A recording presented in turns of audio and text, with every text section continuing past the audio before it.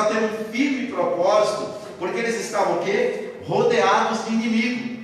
Muitas pessoas, quando Israel foi levado para o cativeiro, eles celebraram, eles festejaram, porque eles viram o povo de Deus sendo levado para o cativeiro. Para eles, aquela nação que era considerada invencível, quando ela estava obediente a Deus, ela se tornava agora um povo escravo de outras nações. Sua cidade queimada, seu templo destruído, e muitos deles zombavam de Israel, achando que Israel nunca mais voltaria a ser aquele povo que Deus um dia tinha feito ele ser. Mas diz a palavra do Senhor que quando Israel volta do cativeiro, eles começam a renovar a sua comunhão com Deus, e eles começam pelo altar. E aqui foi dado para nós alguns exemplos pelo pastor Eurico Bernstein, que muitas pessoas aqui, ao decorrer da história bíblica, eles tiveram um despertamento e eles começaram com a restauração do altar. E são dados aqui alguns exemplos. O exemplo de Elias, que eu já citei no início, que quando ele foi confrontar os profetas de Baal, a primeira coisa que ele fez foi reparar o altar. E ali ele sacrificou, buscando ao Senhor, e a Bíblia diz que Deus o respondeu, enviando fogo sobre o sacrifício que ele ofereceu.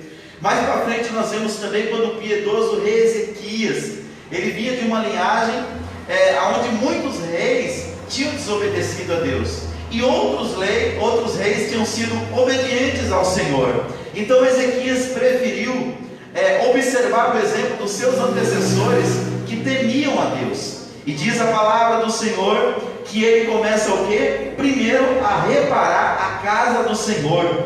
Ele abriu as portas da casa do Senhor e a separou, e ele purificou o templo, porque naquela época, quando um rei era temente a Deus, o que ele fazia? Ele levava a nação para perto de Deus. Mas quando o rei era pagão, quando o rei não temia Deus, a nação mergulhava na idolatria através do seu mau exemplo. E o rei Ezequias fez questão de ser um líder que inspirava a nação de Israel a servir ao Senhor. E diz a palavra de Deus que quando ele purificou o altar, quando ele restabeleceu o culto do jeito que Deus tinha determinado, começou um novo cântico na casa de Deus.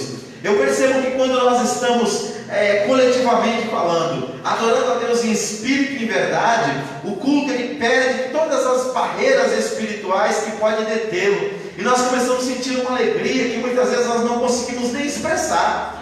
E muitas das vezes nós nem estamos num número muito grande de pessoas, mas nós sentimos, percebemos, notamos que a presença de Deus está ali naquele lugar, nos movendo, nos renovando, nos transformando a vida. E aqui por último é citado também, quando os judeus voltaram do cativeiro, eles construíram o altar sobre as suas antigas bases, ou seja, como manda a lei. Hoje, infelizmente, tem muitos ambientes que se fala de culto, que se fala de adoração, mas aquilo é mais, como é falado muito aí, é mais um show do que na verdade um culto a Deus. Não é que você não pode usar figuras do dia a dia para você adorar a Deus de uma forma mais livre, mas a verdade é que o culto ele tem que expressar aquilo que está dentro do nosso coração, aquilo que está no nosso interior. É por isso que a gente que prega costuma até dizer que quem prega tem que viver o que prega e pregar o que vive. E aqueles que cantam, aqueles que adoram também devem adorar e cantar com expressão da sua comunhão com Deus.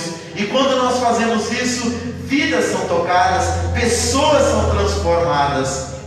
Na época dos judeus, nessa época que eles voltavam do cativeiro, eles já tinham visto também toda espécie de cultos, mas o culto que Deus queria, ele tinha bases específicas, ele tinha orientações específicas para que fosse aceita diante de Deus. A Bíblia fala que até o fogo que era oferecido no altar, ele tinha que ter algumas características. E a Bíblia fala de dois homens que eram considerados homens de Deus, que foi Nadab e Abiú, que eram os dois filhos mais velhos de Arão. Um dia eles foram oferecer sacrifício a Deus, e eles não estavam de forma condizente. Diz a palavra do Senhor que eles ofereceram fogo estranho na casa de Deus, e Deus rejeitou não só aquele fogo estranho, como os próprios sacerdotes, e diz a Bíblia que os dois foram consumidos. Então, nos dias que nós estamos vivendo, nós temos também que fazer sempre uma reflexão: será que o nosso culto está glorificando a Deus? Será que o nosso culto está pautado pela palavra do Senhor?